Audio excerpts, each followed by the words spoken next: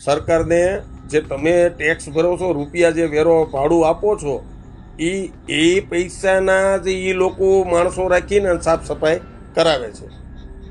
તો આજે કોઈ પણ મોટો અધિકારી કે કોઈ મોટા નેતા આવવાનો હોય ત્યારે જ આ લોકો કેમ સાફ સફાઈ કરે છે? 3-4 વર્ષની ગ્રાન્ટ હોય, 3-4 વર્ષ લગી, જે માનો રોડ રસ્તા 4-5 વર્ષ લગી અમરેલીમાં નહોતા બન્યા બજારોના, તો 5 વર્ષની ગ્રાન્ટના રૂપિયા ગણો તો કેવડા થાય. અને આ સાહેબ અત્યારે આવવાના છે એટલે સાફ સફાઈ કરી નાખી. સફાઈ 365 દી ડે નાઇટ નું હોય, રાતે રાખે છે નગરપાલિકા વાળા માણસો. તો એને નોકરી ઉપર રાખ્યા હોય તો એને પગાર દેતા હોય તો પછી 365 દી સાફ સફાઈ તો રાખવી પડે. દર મહિને મેન્ટેનન્સ એ લોકોનો હિસાબ તો થતો જ હોય. તો તમારે ત્યાં સાફ તો કરવા આવતા નથી 4-4 વર્ષ લગી. અને એ લોકો કામકાજ કરે. તમે કોઈ દી સરિયાએ, કોઈ દી લોખંડે, કોઈ દી ચેક કરવા ગયા? તમે સિમેન્ટ ચેક કરવા ગયા ક્યારે? કેટલા દિવસ પાણી પાયું તમે તપાસ કરવા ગયા? ભૂલ તમારી છે. તમે અત્યારે સોશિયલ મીડિયાનો જમાનો છે. બધાના ખિસ્સા માટે એન્ડ્રોઈડ મોબાઈલ છે. વિડીયો ઉતારો, વિરોધ કરો. વિરોધ કરવા કોઈ જાતનું કઈ થતું નથી ભાઈ. જાગૃત બનવાની જરૂર છે. ગમે આમ જનતા જાગૃત બનો, વિરોધ ઉપાડો.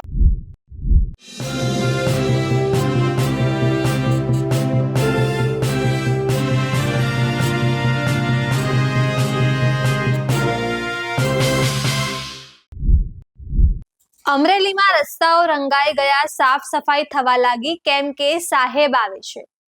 અમરેલીમાં મુખ્યમંત્રી ભૂપેન્દ્ર પટેલ આવતા હોવાથી રસ્તાઓની સાફ સફાઈ થઈ ગઈ, રંગરોગાન થવા લાગ્યું. ત્યારે જિલ્લાના નાગરિકે તંત્રની અને સરકારને સવાલ પૂછ્યા છે કે 365 દિવસમાંથી જ્યારે સાહેબ આવશે ત્યારે જ કામગીરી થશે, તો બાકીના દિવસોમાં તમે જે ટેક્સ લો છો એ તમામ વસ્તુઓનું શું કરો છો? નમસ્કાર, હું છું ચંદ્રિકા પુત્ર નિરાલી મહેરિયા. તો આવો સાંભળીએ આ નાગરિકે ભાજપ સરકારને શું કહ્યું. જય હિન્દ, જય ભારત. અત્યારે અમરેલી જિલ્લામાં એટલી સાફ સફાઈ ને રોડ રસ્તા ને શેરી ગલી 15મી ઓગસ્ટના લીધે સાફ સફાઈ થઈ રહી છે. કારણ કે આપણા માનનીય ગુજરાત રાજ્યના મુખ્યમંત્રી ભૂપેન્દ્રભાઈ પટેલ આવી રહ્યા છે. હવે અત્યારે એ આવી રહ્યા છે તો આમ જનતા, અમરેલી જિલ્લાને આમ જનતાને કહેવાનું એટલું છે કે 365 દિવસ 12 મહિનાનો નગરપાલિકામાં તમે વેરો ભરો છો. એ વેરો શેનો ભરો તમે? પાણી, લાઇટ બિલ, બજારું, સાફ સફાઈ, આરોગ્ય, ગંદકી, આ બધીનું તમને તમારી પાસે વેરો લેવામાં આવે છે. 365 દિવસનો 24 કલાક ડે નાઇટ એમાં આવી ગયું. રેડી?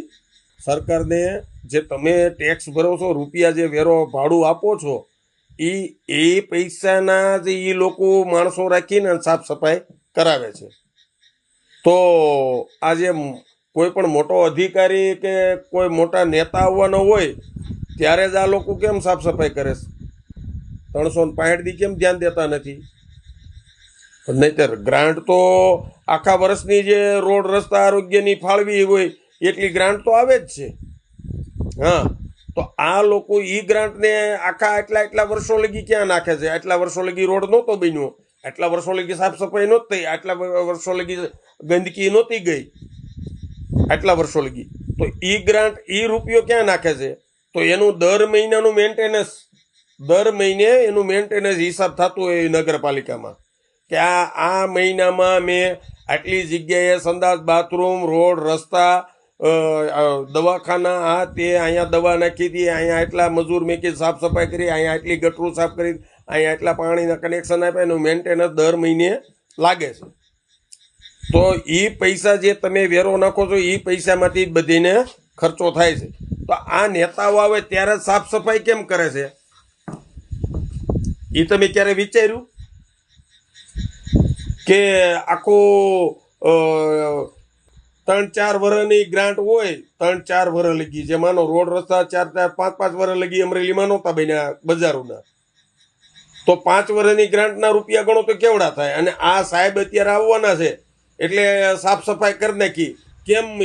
એને એ બતાવવા માટે કે દર્શાવવા માટે કે અમે આવી ચોખ્ખા હું કહેવાય સ્વચ્છ ગુજરાતમાં રહીએ છીએ. એટલે સ્વચ્છ ગુજરાત કોને કહેવાય? 365 દી રહી ને તો સાફ સફાઈ 365 દી રાખવી પડે. તો આ સાહેબ આવવાના ત્યારે જ કેમ સાફ સફાઈ કરે છે? તો આમ જનતાને વિચારવાનું છે. આમ જનતાને એ વિચારવાનું છે કે જે તમારી પાસેથી વેરો લે છે 365 દી, એમાં તમે કદાચ 2 વાર વેરો ના ભર્યો હોય તો નળ કનેક્શન કપાઈ જાય છે. નગરપાલિકા તરત જ કાપી નાખે નળ કનેક્શન. લાઇટ બિલ ના ભરો ને એટલે તરત જીબી વાળા મીટર કાઢી જાય છે. શું કામે? પૈસા નથી ભર્યા. તો એ પૈસા જે તમારા ટેક્સના પૈસાથી જ ગવર્મેન્ટ ગ્રાન્ટ મોકલે છે, તમારા જ રૂપિયાની. અને એ રૂપિયા આ નેતાઓ વાપરતા ન હોય તો આપણે જરાક મગજમાં બેહાડવું પડે કે માળે આળે અમારા 365 દિવસ સુખ સુવિધા, આરોગ્યથી માંડીને, રોડ રસ્તાથી માંડીને, બજારોથી માંડીને ટોટલ સુખ સુવિધા માટે થઈને આ ભાઈને મતદાન કર્યું હતું અને આને છૂટાવ્યા હતા. સફાઈ 365 દી ડે નાઇટ નું હોય. રાતે રાખે છે નગરપાલિકા વાળા માણસો. તો એને નોકરી ઉપર રાખ્યા હોય તો એને પગાર દેતા હોય તો પછી 365 દી સાફ સફાઈ તો રાખવી પડે. દર મહિને મેન્ટેનન્સ એ લોકોનો હિસાબ તો થતો જ હોય. તો તમારે ત્યાં સાફ તો કરવા આવતા નથી 4 વર્ષ લગી. તો એ રૂપિયો, એ મેન્ટેનન્સ, એ મહિનાનો હિસાબ 48 મહિના 4 વર્ષનું ગણો એટલે 48 મહિના થાય. તો 48 મહિનાનો હિસાબ ક્યાં? આ 1 દિવસ, આ 2 દિવસથી સાફ સફાઈ ચાલુ છે અને આપણા માટે કેમ નહીં? આ સાહેબ આવવાના ત્યારે જ કેમ કરે છે? આમ જનતાને કહું છું, તમારા મારા માટે કેમ નહીં? અને તમે કેમ મૂંગા બેઠા છો? કેમ તમે કોઈ જાતનો વિરોધ નથી કરતા? રસ્તા ખરાબ હોય, અમુક મહિલાઓને પ્રસ્તુતિ આવવાની હોય અને એ રોડ ખરાબ હોય. હવે એને કેવી દર્દીની હાલત થાય? બાળકોને સ્કૂલે જવું હોય, સાયકલો લઈને જતા, પગપાળા જતા હોય. આવા ઉનાળાના દિવસો આવતા હોય, ચોમાસાના દિવસો ગટરું ભરાઈ ગયું, ઉભરાઈ ગયું હોય, જે ખાડા પડી ગયા હોય, વાહનોમાં ડેમેજ થાય, વાહનો ભાંગી જાય, તૂટી જાય, નુકસાન થાય, એક્સિડન્ટો થાય, પડી જાય. તોય તમે કેમ નથી બોલતા કોઈ? અને આ સાહેબ આવવાના છે એટલે આ લોકો રોડ રસ્તા કરી નાખે છે. કેમ તમે વેરો નથી ભરતા? તમે ટેક્સ નથી ભરતા? તમારા સુખ સુવિધા નથી જોતી કે તમે આ આદત પડી ગઈ તમને આ બધું જોવા, દુઃખ વેઠવાની? જાગૃત બનો. ગમે ત્યાં રોડ રસ્તા નબળા, અને એના મકાનમાં જ કેમ તમારા ખુદના મકાન તમે બનાવો છો તો કેવો L&T નું પસંદ કરો છો? તમે L&T સિમેન્ટ પસંદ કરો છો અને આપણે નીલકંઠ ને આ ઊંચામાં ઊંચો હરિયો જે ઊંચા ભાવનો એ જ વાપરો છો. અને એ લોકો કામકાજ કરે, તમે કોઈ દી સરિયાએ, કોઈ દી લોખંડે, કોઈ દી ચેક કરવા ગયા? તમે સિમેન્ટ ચેક કરવા ગયા ક્યારેય? કેટલા દિવસ પાણી પાયું તમે તપાસ કરવા ગયા? ભૂલ તમારી છે. તમે અત્યારે સોશિયલ મીડિયાનો જમાનો છે, બધાના ખિસ્સા માટે એન્ડ્રોઈડ મોબાઈલ છે. વિડીયો ઉતારો, વિરોધ કરો.